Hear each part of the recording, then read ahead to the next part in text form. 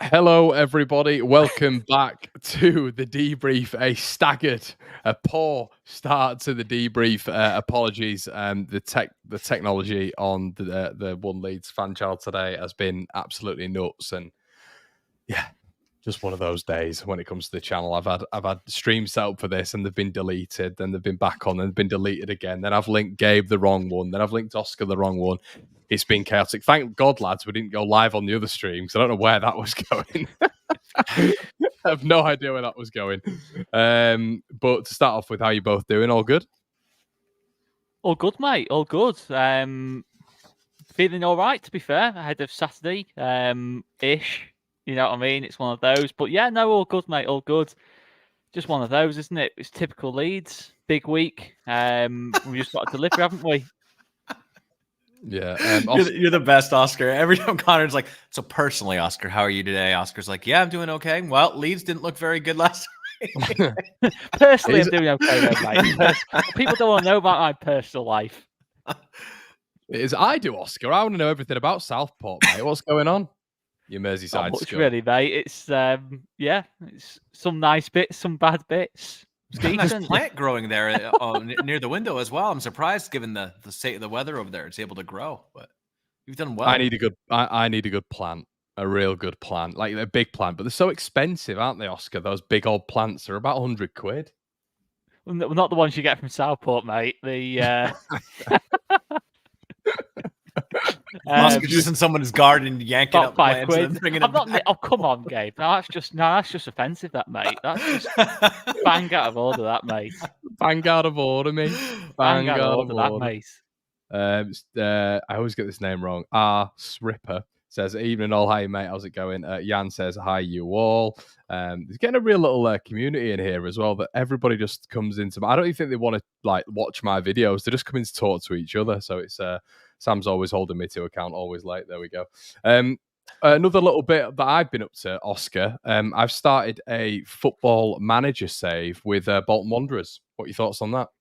Very good, very good. Have you got Dion Charles up top? One of Southport's finest, that man. I have got Dion Charles up front, but do you know who I've just loaned? Who? I've loaned Matteo Joseph, Lewis Bay, Cody Drame, and Leo Yelder. So I've gone through the entire Leeds youth setup and just loaned them all. And do you know what? Matteo Joseph can't hit a barn door. Terrible. Dion Charles is my striker. Awful. He's the one. Southport's finest, in, mate. Yeah, 100%. Yeah, he's a good player. Damar says, just tuned in. What sort of plants you on, boys? Can hook you with some of the good stuff. Hey, all right, Damar. Yeah. Chill, Damar. Not on this chat. We're trying to keep it monetized. Evening, guys. Crucial Xmas period coming up. All Leeds. Well, it's not legal here, mate. Apparently, and it won't be. Hi, Connor. It's about time we come back to terms. Our back four are just not good enough. Stephen is coming in with the fire today. Battering that ram down. We don't want to talk about a Bolton save. We don't want to talk about Matteo Joseph playing as a second string striker to Dion Charles. We want to talk about our back four being shite. Yes, Stephen. That's the grit that we want on One Leeds.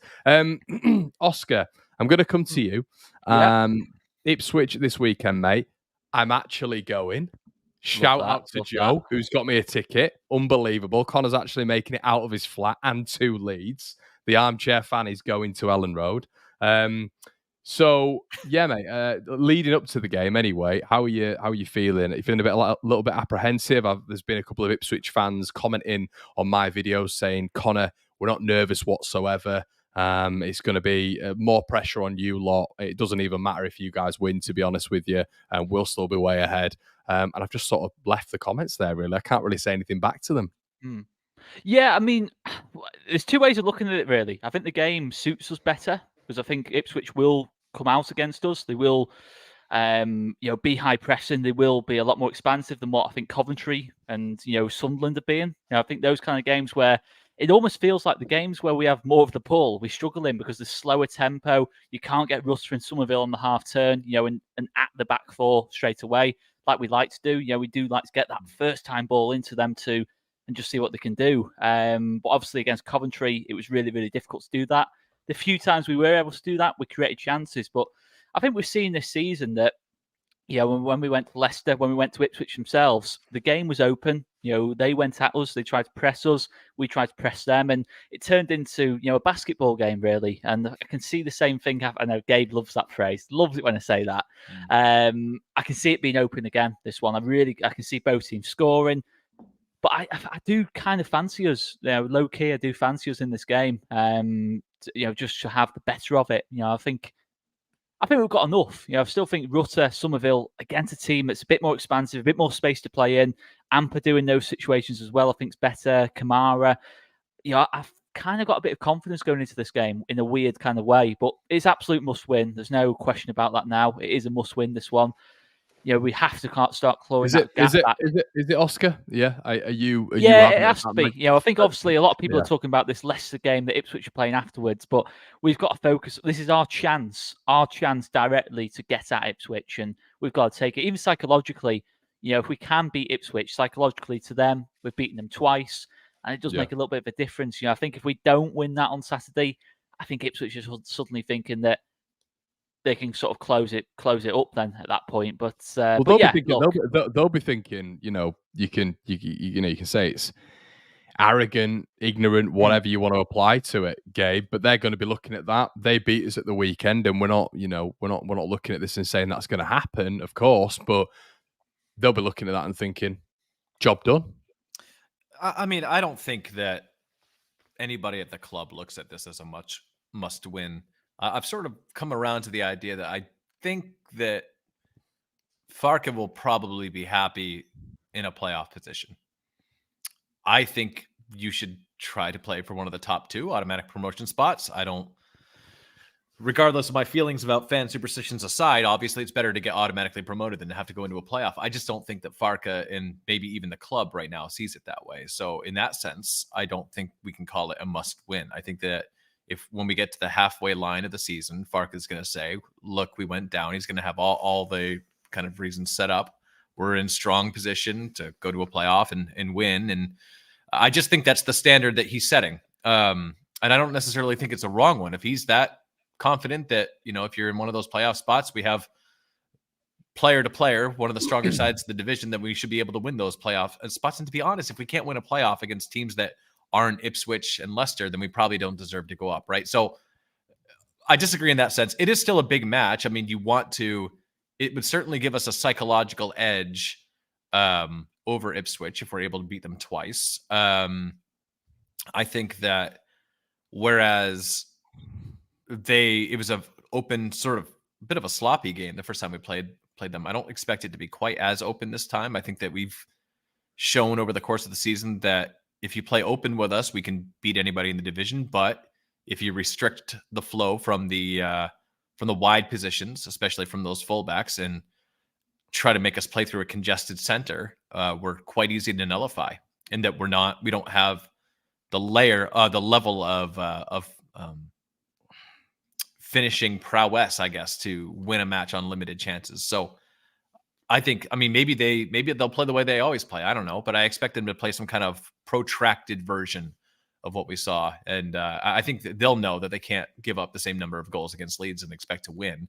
So, I expect it to be a good game. And I think we should win it. But all the results that we have dropped this season have been against teams that I think we should have easily beaten. So, it's kind of a non-answer, really. But the one point that I would push back on is that whereas I think, if we want to view success this season as an automatic promotion spot, I know all 3 of us and Brownie as well have thought that that's what we need to set for. I'm just not sure that that's the goal that Farke is setting as like this is success or not. I don't think he sees it as a binary in that way. So in that sense, I don't think it's a must win under that set of parameters. Yeah, he's still got the opportunity to go up in 3rd spot, hasn't he? Essentially, so he's not going to be thinking it's doom or gloom, whatever. I don't agree with him whatsoever, and I understand it's a PR thing when he's coming out and saying, "Listen, it's not a must-win game. We've got," and I'm seeing this a lot with Leeds fans. We've got 72 points to play for. For me, it is massive. This game at the weekend, it's a really, really, really big game for Leeds United. I don't think it is as much for Ipswich, if I'm honest with you. I don't think it is. I think if they're to go and beat Leicester at home the week afterwards, I think, and maybe we struggle against a Preston or a West Brom, they're going to think, oh, well, we've not really lost much there anyway. But what I find it interesting, Gabe, and, and Oscar as well, everybody's talking about how Ipswich need to adapt to play Leeds. And that's what I find quite interesting about this, because Ipswich, for me, have looked as strong, stronger, I should say, systematically, and their players are maybe being underrated. Is it Leeds, Oscar, who need to adapt for Ipswich? I think it's a bit of both, but yeah, I think we do need to change certain things. I think certainly Jed Spence is the one I start with first and foremost. He has to be at right back for me. I think if you've got a player of that quality, in terms of not just defensively going forward, I think he has to be on that right-hand side, holding the width down that right, in terms of keeping, and the attacks flowing through him down that side of the pitch. I think it's so important. I think Dan James, when we do play Archie Gray down that side, I think Dan James has got a little bit too much creative responsibility. I think he has to be more focused on poaching and getting into good positions. I think you let Jed Spence run that right-hand side in the same way that Crescencio Somerville runs the left-hand side, because I think it's a little bit overkill having Spence and Somerville on the same side of the pitch. They're both trying to do the same things. The ball's not moving particularly quickly because they're both trying to carry the ball. I think sometimes you just have to be a little bit quicker. And I think down that left-hand side, even if it's a case of moving Archie Gray to left back, I just think it's better that we have that productivity down both sides of the pitch. So that's certainly one thing that I think we do need to change pretty quickly, to be honest, to win this kind of game. Because I think Ipswich, they do press quite hard at the pitch. Well, they are the highest pressing team in the league, both statistically and on the eye. So you have got to be able to stretch them, out wide, really. And I think Spence and Somerville are critical to that, really. But yeah, we've certainly got to adapt certain things. I think we need more from the midfield. I think Kamara and Ampadu have been great when they played together, but I think last couple of weeks it has dropped off a little bit.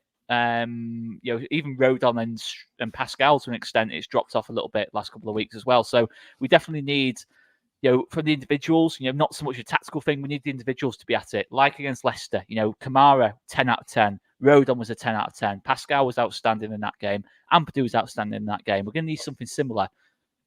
And then you look at the top end of the pitch. Is it that time to possibly consider switching Rutter and Perot, in terms of positions? Is it that time to try something different in that regard? I'm not necessarily saying it definitely is, but it's certainly up for debate. Or do you try someone else in that 10?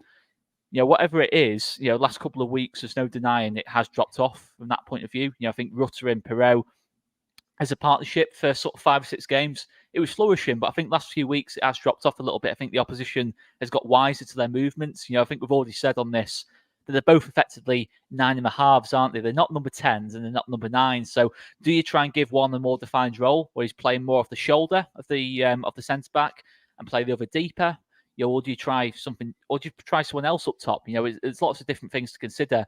The shame is that we don't have a natural out-and-out number 10, and that's obviously where January comes in. But in terms of this game, yeah, there is certain things we've got to change. But I think Ipswich as well, one of the key things for us is stopping Leif Davis's influence. We've got to pin Leif Davis back effectively. We've got to make sure down that right-hand side, if it's Jed Spence, if it's Dan James, that they're keeping Leif Davis occupied and not allowing him to get forwards, not giving Ipswich opportunities to attack. Oscar, do you know what I see as the big difference? Yeah. I see the biggest difference with Ipswich in comparison to us at the minute. Individual quality.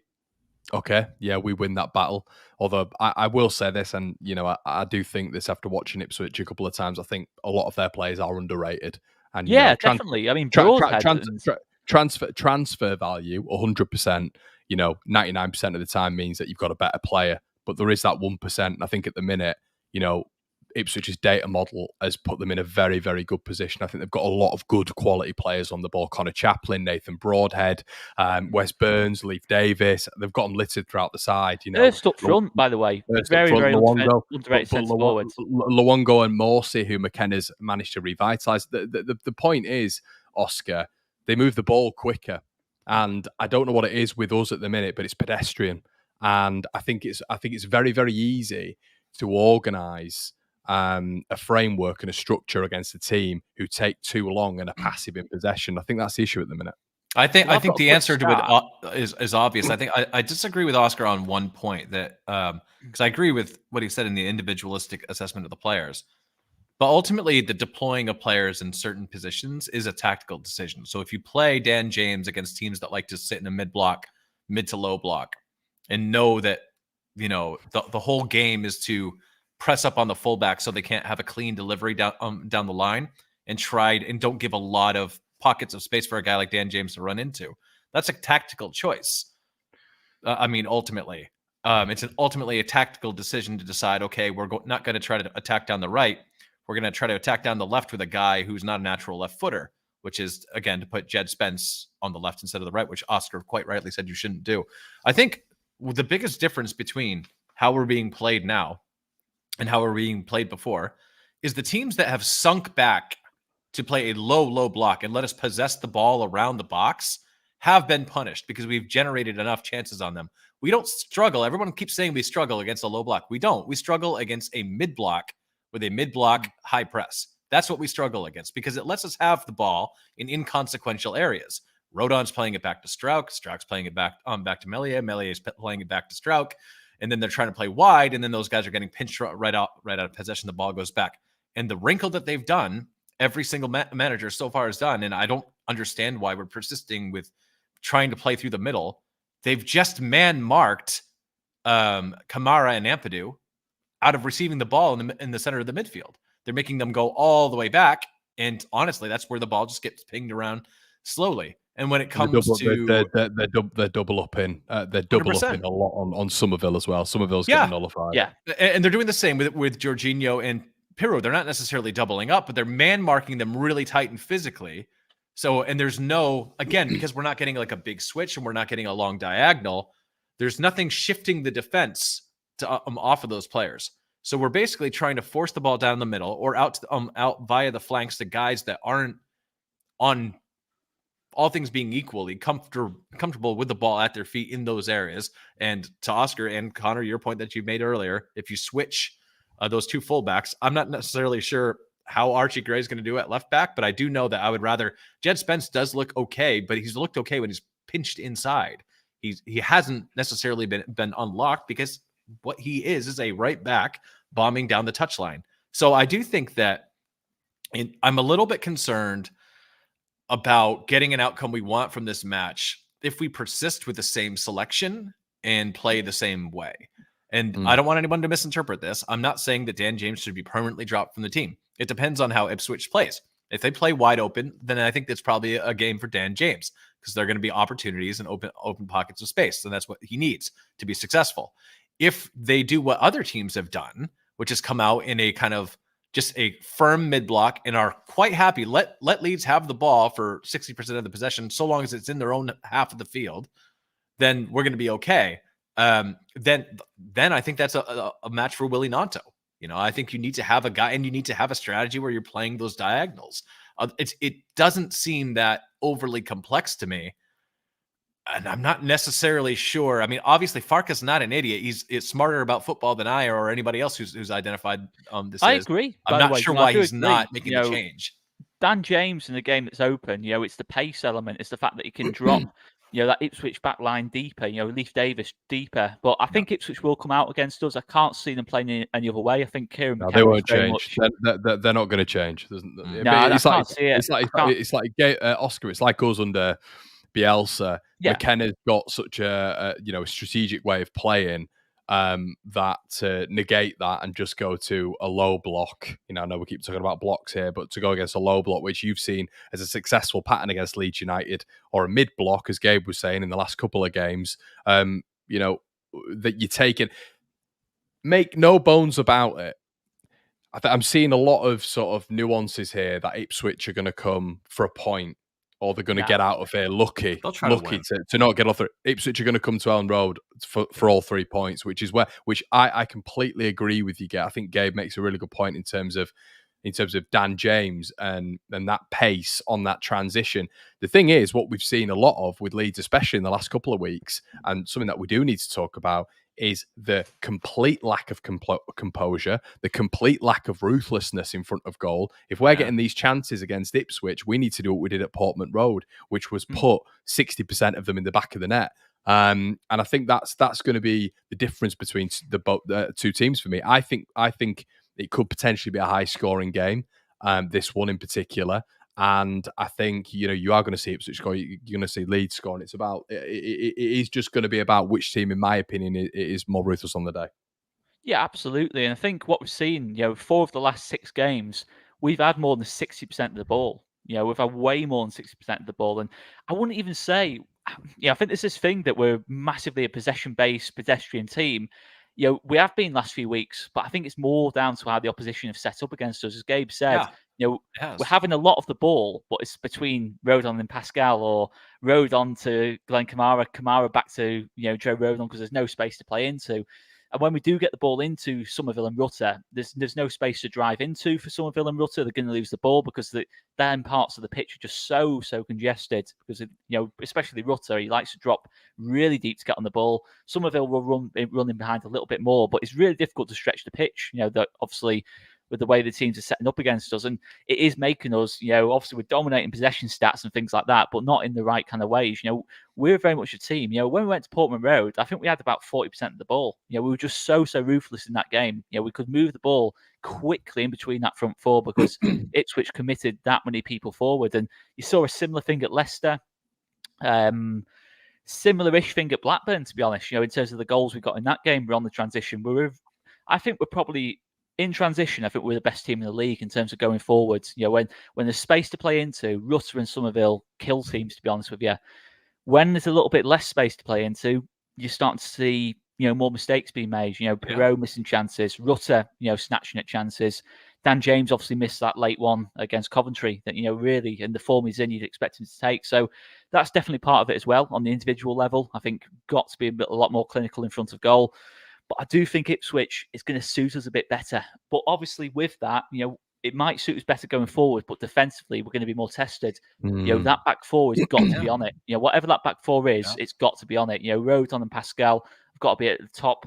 Melia is going to have to make saves in this game. We can't go into this kind of game and think that Melia is not going to have anything to do. It's inevitable. We'll create chances. This is one of those games, Oscar. This is one of those games, and if you look back at the Leicester game. At the King Power, obviously Fatawu hit the bar with that unbelievable strike. But aside from this, is where Leeds were brilliant, fantastic game from the Whites in that game. But Leeds were able to nullify them really and almost keep it into the midfield. And Leeds dominated that midfield. Kamara was excellent. It was a coming of age performance. But when we were down at Portman Road, that was a performance where you turned around and went, Jesus Christ. We've got that front four in the Championship, and obviously Sinistera was down there. Nonto was playing frequently as well. But this game right here is one of those games that we're all going into and going like Portman Road, because I think a lot of us knew that Ipswich were going to do well this season, and the King Power, where you're thinking that this is a game where we really have to turn up, and I agree with you. They're going to come for this. But I think we are in a really advantageous position here. But Ilan Melia is one person. It's not because me and Gabe get sick of this tripe. The agenda rubbish. It's not agendas. We need him to stand up in this game. He stood up in the Leicester game. He was fantastic. This is going to be a team that's going to try pepper that goal. And he's been better last couple of weeks too, Connor. We should probably point out, he was getting kind of pelted on. So I defended him last match. I mean, anytime that, technically you could go out to try to punch away across like he faced and not stay on your line. But to be honest, he had 2 defenders at that back post that should have dealt with it. And I personally thought that was his fault. But I don't. And when you head the ball across the face of goal, I mean, that's one of the most difficult shots to save. So, I've not been shy about my criticisms of him. I don't think he's an elite goalkeeper, even at this level, but he is capable of some really big moments. He's going to have to make those moments count against a team like Ipswich. I mean, because ultimately some shots are going to go in on goal. And if you want to prove your doubters wrong, now is a great time to do it. Absolutely. And one thing that might stun you two is that I think Jed Spence is the most culpable on the goal, to be honest with you. I think he really has to stop that cross for me, or certainly... Someone clip this up. Someone clip it up. Oscar's criticizing Jed Spence. I think it was, to be honest. I have to be honest, in terms of, obviously, I don't think anyone's covered themselves in glory on that goal. I'm not just blaming the goal on Jed Spence, by the way. I'm just saying I think Jed Spence is probably the most culpable. He's just had that slight moment where he's just switched off. And by the way, the player, I can't remember the player's name there for Coventry. He was absolutely superb all game. Number 7, I can't remember his name now. He was absolutely amazing on the left foot all game. And I can't believe Coventry actually took him off, but he just didn't get out to him in time. And what a delivery it is as well. And we just get punished in that moment. But it's those things against Ipswich. Your Broadheads, your Hurst, Chaplin, the ruthless players. We've seen Ipswich all season, not to mention another of everyone's favourite stats in the XG, stakes. All their players are massively overperforming. They're ruthless, with their Ipswich forwards. So as much as we talk about our forwards, we've got to respect what Ipswich have got as well. Leif Davies is the best attacking fullback in the division at this moment in time. In terms of on form, is it 10 assists, I think, this season so far? I think Jed Spence can get to a similar level, by the way. But right now, you even just watch him against Norwich. So I was watching the game, Oscar, and his development is being insane. And fair play to McKenna, but you've seen him every single time he's going down that left, he's picking the right option. A little cutback, a little check in, a whip ball in, a low cross. He gets every ball in pretty much on the money, and he's on set pieces as well. It's what Leeds are severely lacking in a profile. Do you think? Absolutely, I think we have a case of overrating our players, to be honest. We talk about our attacking group, and look, there is no question that there's a lot of quality in this group. But some of the things I've had to respond to on Twitter, telling me that Jorginho Rudiger is the best attacking player the championship has ever seen. I've had to have that conversation a number of times, and I'm sorry, it just doesn't hold any water. I like the player a lot. I think he's proven me wrong in a lot of ways. I thought it was unfair how he was, the situation he was put in last season. And he's been good, but there are some holes in his game as well. He's not a very good finisher right now. He blunders some really huge chances. And whereas he is marvelous at creating chances, he's not creating them from necessarily deep lying areas like you would count on a number 10 who tracks all the way back. So all this to say that he's exactly what I think an objective mind would call him. He's a young player with a huge upside that shows incredible flashes and some inconsistency and holes in his game. And I think that we can say that probably about everybody in the Leeds United attacking group right now. I think that even Somerville, who's having a monster season so far, when you watch him, there are plenty of moments of frustrations. And of course, no championship player is perfect, right? Otherwise, they wouldn't be in the championship. But all that to say, it's not so much criticism as I sometimes think that, we as a fan base don't do a lot of watching of other teams. It goes back to kind of some of the conversations we've had about Melia as well. It's, talking about where he fits in sort of ranking keepers in the championship. There's some good players in this division and some good attacking groups. Ipswich has one of those attacking groups. So yeah, as you pointed out, Connor, they don't have some of the name recognition that some of the other sides do. And they don't have some of the hype and billing. But when you it's in the data too, but when you watch them play, they create, there's moments of individual quality all over that. And if they were a bigger club, you have to wonder, if some of these players would get a higher billing. Damas's whereabouts he sat on Saturday at Connor South Stand, believe it or not. Chris has been litter in the chat. Obviously, Chris Reeve, if you're not aware, is a die-hard Norwich City fan, has been celebrating their 2-2 draw at the weekend. But it's 14 years on the bounce that Ipswich haven't beaten Norwich, so party time in Norwich this week, which has been good for them. But yeah, I think the flip side to all this, once again, is that we do have the artillery. I do wonder, Oscar, when we're talking about positional changes and the manager getting things right, the pressure's going to be on him for this game, isn't it? Yeah, listen, Ipswich aren't unbeatable. Ipswich have dropped. I know we've been on a poor run as well, but Ipswich actually haven't completely and utterly, pulled away from us. But first goal's massive as well, isn't it? Let's be honest here. First goal's massive. If we concede early in that game, it's looking like a long afternoon potentially after that. But yeah, positionally, we have to get it right in terms of the balance of the back four and front four. In terms of that, it's it sounds like a basic thing to say, but positionally we have to get that spot on. In terms of what Gabe said, in terms of James and Nonto, we need to obviously have that debate. For me, it has to be James because Ipswich will go on the front foot. But yeah, this is a winnable game. There is absolutely no question about it. But individual duels, obviously Hurst against Pascal and Rodon, Spence against Broadhead, or Spence against whoever, Burns on the right. We have to win those battles in the game. Just like Leicester. I mean, essentially, we need another performance like Leicester. Really. Maybe a little bit more of the ball, a little bit more control, but something like that is what we're going to need. Really, we're going to have to be out of the absolute, near to our best to win this kind of game. So you're not starting Nonto. No, I don't. No, I don't think I am. No, I don't think I am quite yet. Although I was happy with Nonto, in terms of his performance against Coventry. I've actually thought, when we made that change, where we went to like the two at the back late on in the game, which is what we did effectively. Nonto was effectively playing like left wing back. I thought he was really good, to be honest, Nonto, when he came on. But yeah, I'd rather use Nonto as an impact sub in this game. Similar with Anthony. Oscar, how do we get around? How do we get around the midfield being outnumbered considerably? Because I still think that you've seen teams when they're coming up against Leeds almost deploying like an extra man in the midfield because Yoel Perot and Rutter aren't able to just like transition into that midfield, capacity, and they are forward players. How does Farke go about combating that? Because we know Ipswich are going to come to town. We know they've got Luongo in there, Morsey, but we know Broadhead can feed in there as well. We know Leif Davis is almost like an inverted fullback. He comes in and just occupies that central midfield space when Ipswich are going forward. What are Leeds going to do to counteract that? What's Farke going to do to counteract that? And what can we do?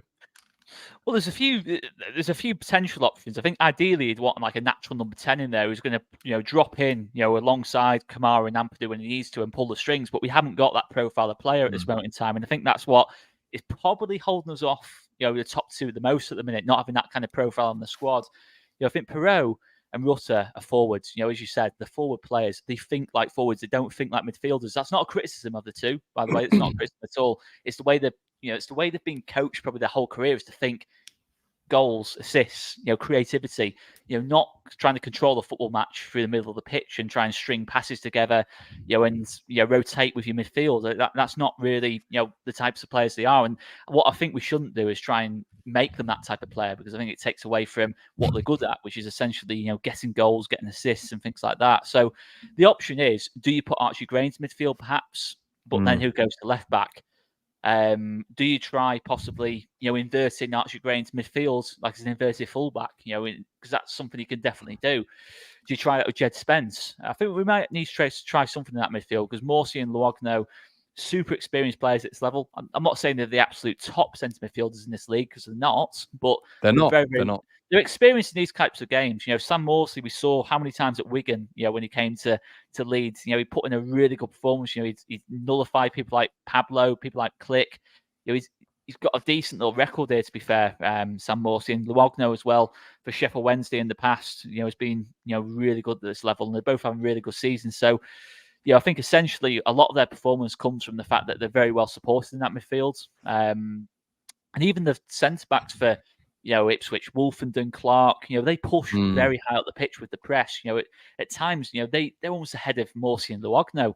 So, yeah, it's definitely a concern, in terms of that. But for me, it's one of those. You go over midfield three of Kamara, Ampadu and Gray almost. You almost try and just outnumber Ipswich in midfield and leave. I think it would be nice. You're not going to outnumber them because, as I say, I think when they're coming forward, that they flood that midfield. So you're not going to outnumber them. But for me, it would be nice to not be predictable, Gabe.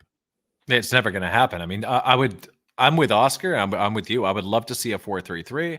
I would love to see Archie Gray come back in and drop Pirro.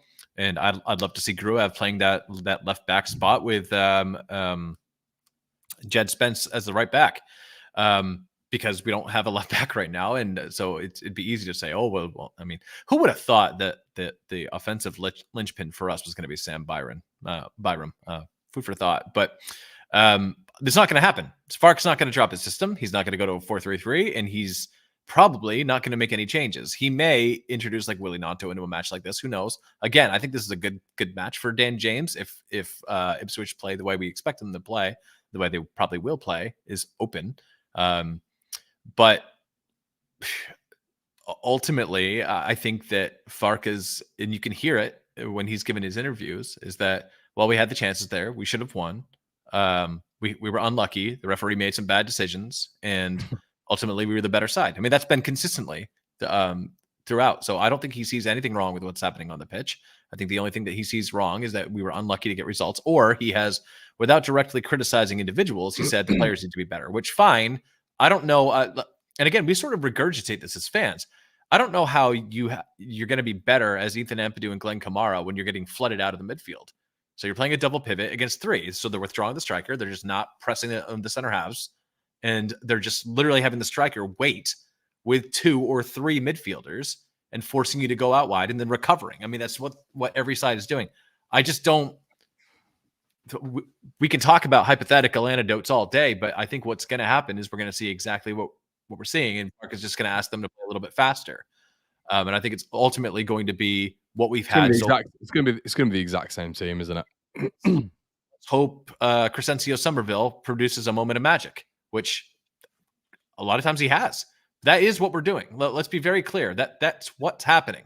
I think that, and we're getting, not necessarily in the show, but as a fan base, getting caught up in the minutia of Perot being a 9 or a 10, or Rucha being a 9 or a 10. I can guarantee you nobody in our fan base, hardly any, know the patterns of play that they're supposed to be moving in. And Farke said in multiple interviews, everything is scripted in the final third. You think it's random, but we go over those movements over and over and over and over and over. They're doing what they're supposed to do, guys. That's what they're doing. So I think Farke thinks this is like Novocaine, that if you just wait, you guys have Novocaine out there, right? I'm not sure about British dental practice sometimes. You guys have Novocaine? No? Jesus. That's actually shocked me to the core. I'm not kidding. Novocaine is the numbing agent they give you before they. Oh my Lord. Oh well, mate. But yeah, well, yeah. You get. Yeah, you don't go in and just like you don't just get attacked. You don't get drilling out without any. You're hard people.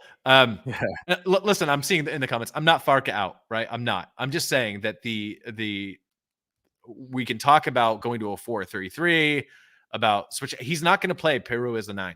He's not like. No, I agree. Not going to happen. He's not going to come. There's no instruction. There's no instruction for that. My biggest concern is left back. It's the left back situation at this moment in time. I don't know how many times we've discussed this in terms of left back, but I think pretty much every single debrief we've done this season, I think we've mentioned left back at some point. For years? Probably, yeah. Probably, yeah. Connor first got on YouTube with you over at the other station talking about the left back. I'm pretty sure. So like, yeah, I think it was probably my first ever video.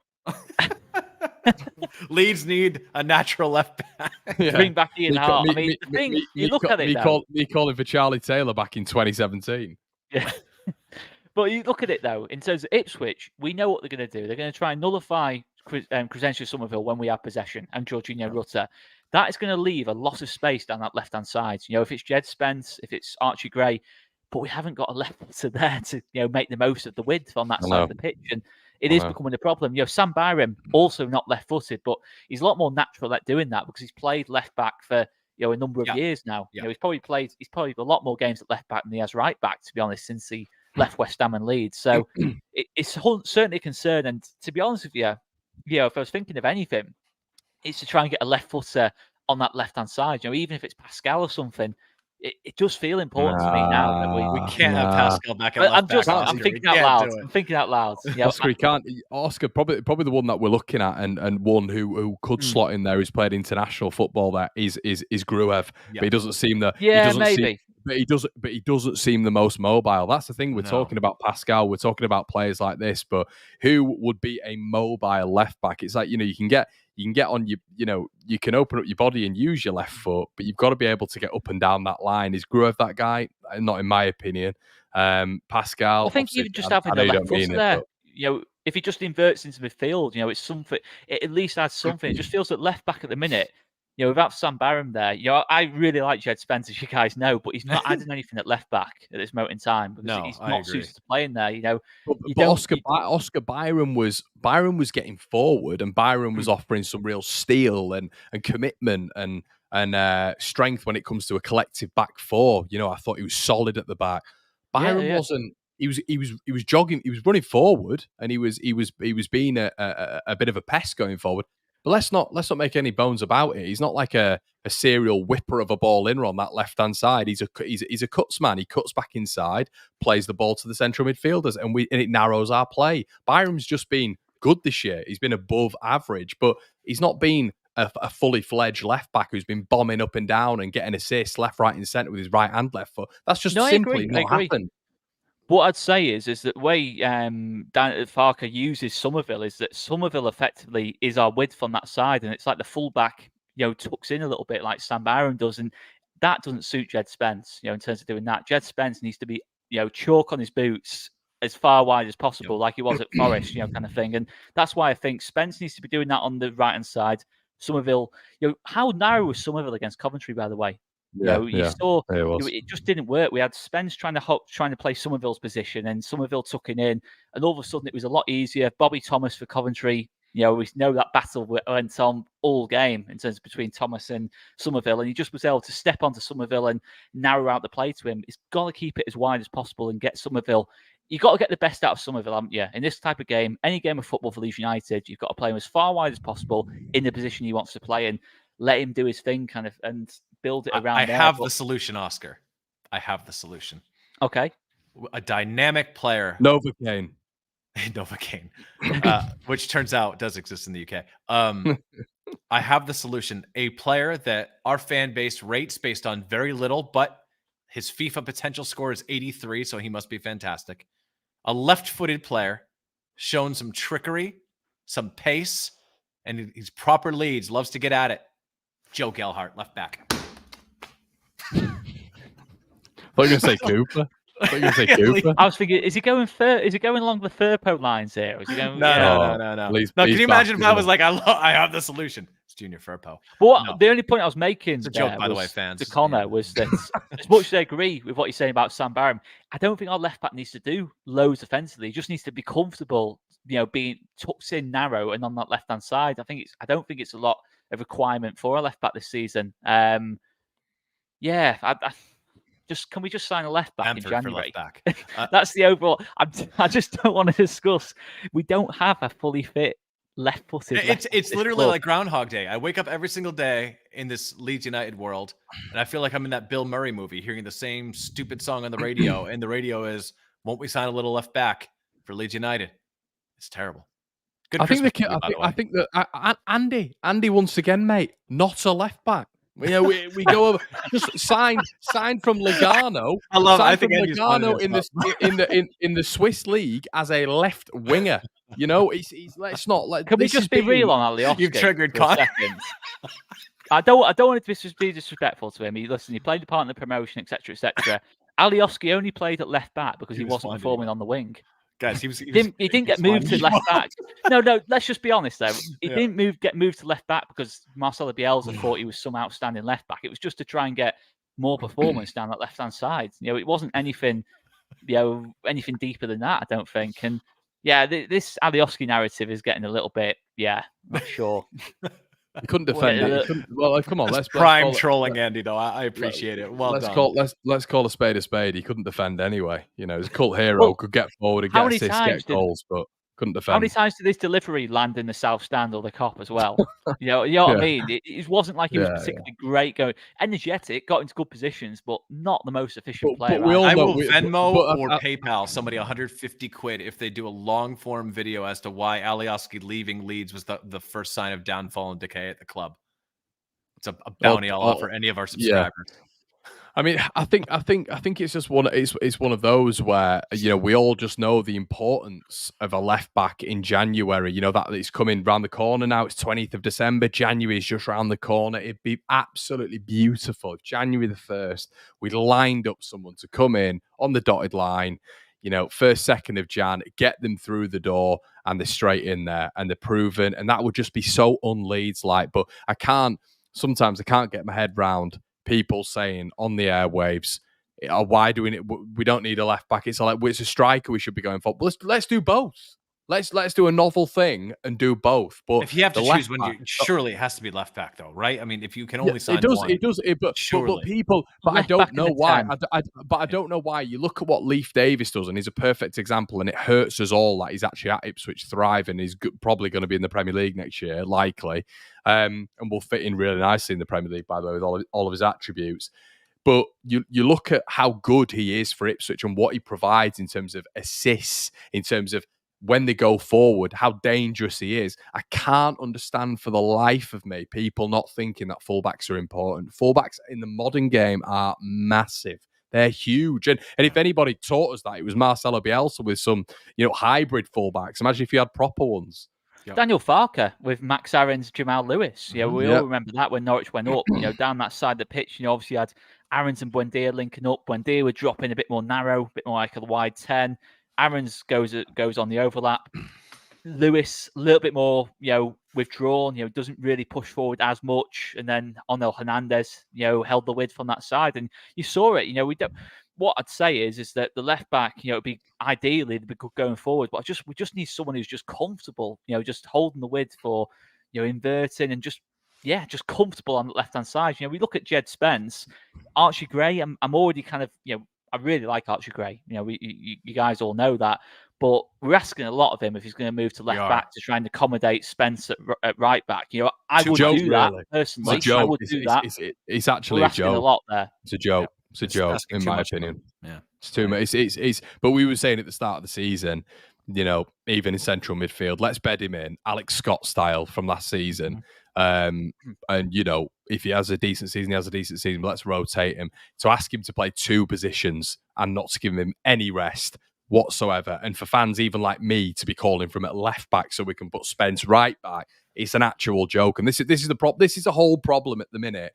I actually, when you compartmentalize it, when you actually go into the January transfer window, the problem is we've got a stacked squad going forwards, but we are missing profiles. We are missing big profiles in this team. And when people are talking about that Norwich side, completely different. Jamal Lewis, Emi Buendia, Timu Pukki. Then they had rotation in the midfield with Tom Tribal, Alex Tete, Vrancic.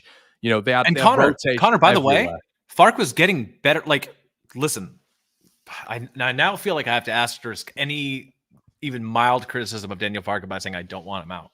Like, you can't say that the manager should improve a little bit. But when you look at those championship winning sides for Norwich, I mean, so 3 different campaigns in the championship Farke had. The first one wasn't that successful, like 1.34 points per match, right? So that's, not bad, but it's not going to win you the league. Then 2 points per match, and then 2.1 points per match, right? His other 2 Norwich teams. With Leeds United, he's averaging 1.91 points per match, right? So not bad, but underperforming compared to what he had done before. So we just can't look at it and say, oh, well, he's done these things before. He's not getting quite as good of a tune out of these players right now. And for all those who want to discard the August results, which I think is fair, remember that we won that match against Ipswich in August. So if we're going to say, well, the Daniel Farke team is the team we have now, not the one in August, then that logic has to apply to the victory over Ipswich. What I see is a team that has a decent time when we're allowed space, out wide and able to turn our possession into something more meaningful with lots and lots and lots of movement around the box. So far, over the past 5 or 6 weeks, and I think we're 4th or 5th on in the table in terms of last 6 matches form or something like that. You can see that teams are starting to figure us out. You have to give them something different week in, week out, or they're just going to set up and play you the same way. So we need to see a little bit more dynamicism on behalf of the manager. And it doesn't just come down to, it's very easy to just pick out players, and they haven't been good enough. Ruder needs to be better in front of goal. What the heck's his name? Who's our striker? Allegedly. Perot, thank you. I don't know why that just happened, but Perot needs to find ways to be impactful in matches. But a lot of it is, guys, it's just math in the midfield, and it's just, we have to do something different. And if we don't sign a left back in January, we're going to be in trouble because we don't have, Sam Byram is made of paper or glass or whatever analogy you want to. I think he's been good when he's played, but he has a horrible injury track record. Junior Firpo, I don't think think is ever gonna work out at this level or any level for Leeds United. We need a left back, and asking Archie Gray, he could do it, but asking him to do it is irrational. But I think Mark's bang on the money. I think we do need or a game changer. Yeah. But I think it's got to that point now where surely the club are looking at it, and we look at Leeds' squad. You think the starting 11. You look at it and you think, okay, decent, not great, because there's in my opinion there's not enough balance. I'll be honest right now, to get automatic promotion with these two, I don't think there's enough balance. I think they've got way more balance than we have, with quality as well. And I think I'm looking at the bench now from a point where I was looking at our bench and thinking, wow, I'm looking at it in so far in terms of impact. When we compare it to like Ipswich's bench, who've got 12 goals from substitutes this season, we're not even in sort of like the top 4 or 5 when it comes to substitute scoring. I think it's got to a point now where Farke, I'm not sure, trusts Gruev. I don't think he does. Cresswell, I don't know what's going on with him. I really don't. And I thought Cresswell would be a useful option, even though, listen, our defensive line is decent, but I thought it'd be utilised a little bit more. You look at going forward, Bamford's got no goals in 14 substitute appearances. Jaden Anthony, what was he not in the squad the other day? It's getting to a point now where I'm looking at Gelhart's probably going to go out on loan, as is Pervader potentially in January. You're looking at the bench even, and I'm thinking, okay, well, we're missing profiles in the starting 11, and now I'm looking at the bench and I'm thinking, who are we turning to? And who are the actual players on that bench who are going to come on aside from Willie Nyonto and potentially he's only Jaden being Anthony. given 15 minutes though, which is wild. Yeah, has to be the 75th minute or so to get on. You're swapping a winger for a winger, essentially, and it's not changing the picture kind of thing. Staggering stat, by the way. Staggering stat. Ipswich 12 goals from subs. That is mad. That is pretty mad, to be fair. But the thing is, you look at a game like Coventry. That Coventry game for me was crying out for a natural 10. In terms of someone just to play in those pockets of space and really stretch. Pablo. I think obviously signing someone like a Pablo standard number 10 in January is probably unrealistic. But even a Saiz level number 10, I think would have made a massive difference in a game like that. Just having someone who could maybe carry the ball, in those central areas, take the ball, connect, with Kamara and Ampadu in that midfield, and make it a midfield free at times. Rotate, and that's what I think the best number 10s do in that kind of regard. And it's something we'd lack. We don't have a natural number 10 in the squad. And, as much as Nonto and Anthony, I think, are really, really good players at this level, by the way. I think they're players that could easily start for most teams at this level, in terms of down the sides. But the problem is, it doesn't really change the picture. When you swap a winger for a winger, it's not changing, the game. Bringing on number 10 for, say, Pereira or Rutter, it does change the angles. It gets us on the ball in more dangerous areas. It has someone to sort of, play make essentially, and get us in those dangerous areas and create things, in those situations. So definitely need that plan B. With the left back as well, not having that left-footed left back, and these for me are the game changers. I don't think it's so much a quality issue of Leeds. I think it's just not having those profiles that can change a game, kind of thing. You can't just rely on doing a like-for-like substitution to change games. It doesn't happen for us. We saw with Bielsa's Leeds. We had that option of Jack Clark coming on, when Jack Clark first came Imagine through. having Jack Clark. But then again, he would only get 10 minutes under this. How many games did he change, though, Gabe? How many games in that first bit of the season, did Jack Clark change? I remember that first sort of discussion we had, in terms of about Jack Clark was, how can we get him into the starting 11? And then obviously you've got, the fact that you had Kemar Roof as a striker or Patrick Bamford as a striker, when Bamford was properly on it at that point. We had different profiles, Roof, who could stretch the play a little bit more, had that pace to stretch the play, could press from the front. Bamford, slightly different profile of forward. We don't really have that.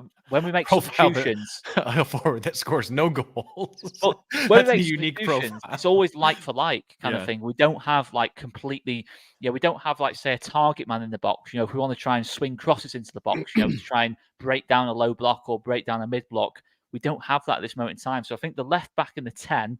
And if we can get a physical, option at centre forwards, great. But certainly left back and 10 are the ones for me. But Bamford's. Me and Gabe were talking about this the other day on the podcast on the Patreon, and even when Bamford's been introduced, his stats are not good. Shots per 90, 6. shots on target per 90, 3.5. And this is a guy who scored no goals in 14 appearances.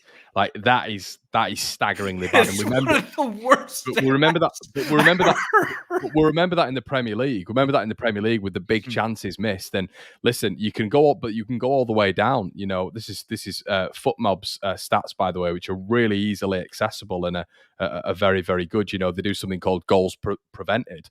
You know, Elan Melia is minus 4.1. Mads Hermansen at Leicester City, who probably doesn't face that many shots in comparison to other teams in the Championship, as goals prevented, according to this statistic model, is prevented 6 goals.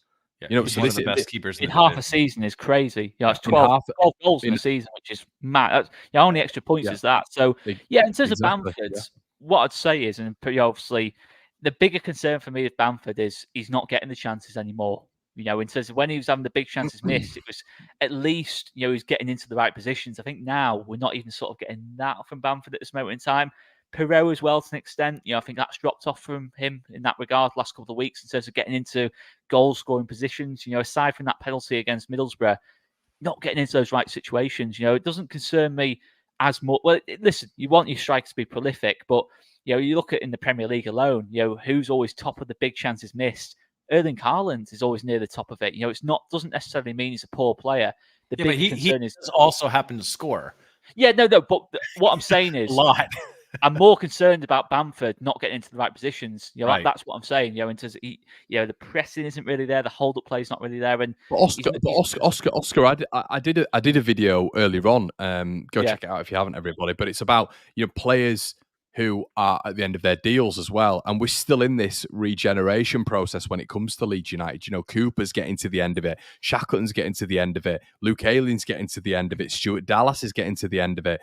And when you sometimes look at our bench, you know, these players are plumping up our bench. You know, this transitional period that we're in started in the summer. It needs to continue in January, obviously, and then go into the summer again. This is going to take, as you know, as of last summer, 2 or 3 windows to sort. But Leeds have to be proactive and productive in this window. I'm not, you know, like you just quite rightly said, you know, we're not looking at Amari Hutchinson, Harness, Jack Taylor at Ipswich and thinking, wow, what brilliant players they are. But their output at the minute is way superior to ours, and I don't know why that is. We have players that are glued to the bench in the team sheet that I don't know if they'll ever play another minute for Leeds United again. And we have a lot of those, to your point, Connor. Now, I'm not trying to say that, and some of them happen to be old guard. Many of them do. It's not about dunking on the old guard and, you know, not being appreciative of their accomplishments. But that team sheet can only have so many names. That wage bill can only have, you know, so much on it. If you're not getting, I mean, those are spots that could go to a player to like a left back or a number 10 or to give us other options. Right now, we have a lot of, I hate to use the term dead weight, but if they're not playing, that's what they are. And there are players on this team sheet that you can tell Farke has absolutely no interest in, even if they're full fitness, integrating into the side. So what do you do with those spots? I think we need to stop as a fan base being so sentimental about it and realize that it's time to overhaul a lot of this side's makeup in terms of second and third options, because we don't have a lot.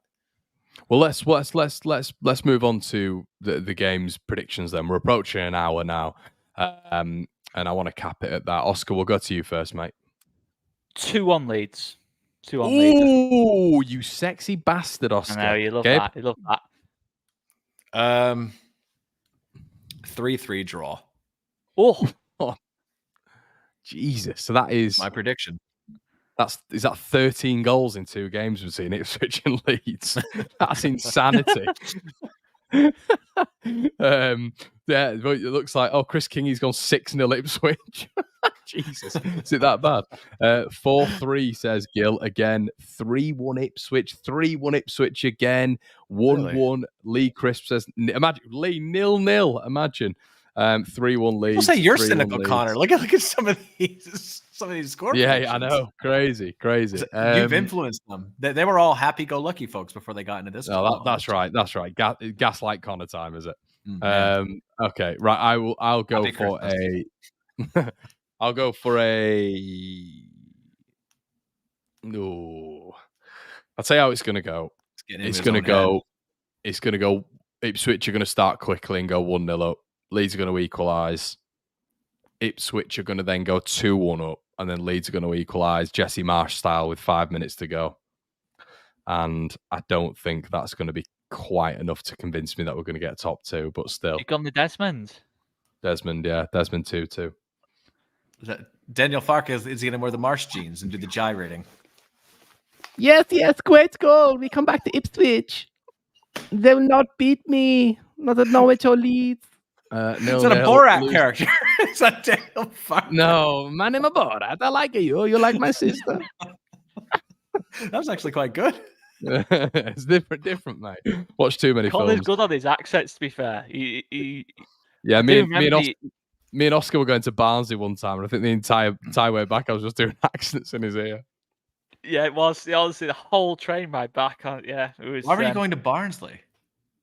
Long story. Me and Oscar went. We did like an opposition. Very messy time. That was I remember going to the Wetherspoons. That was probably the most entertaining bit. Jesus Christ. Anyway, some fans will live in Barnsley, so I'll leave that. That's for Gabe to just slate.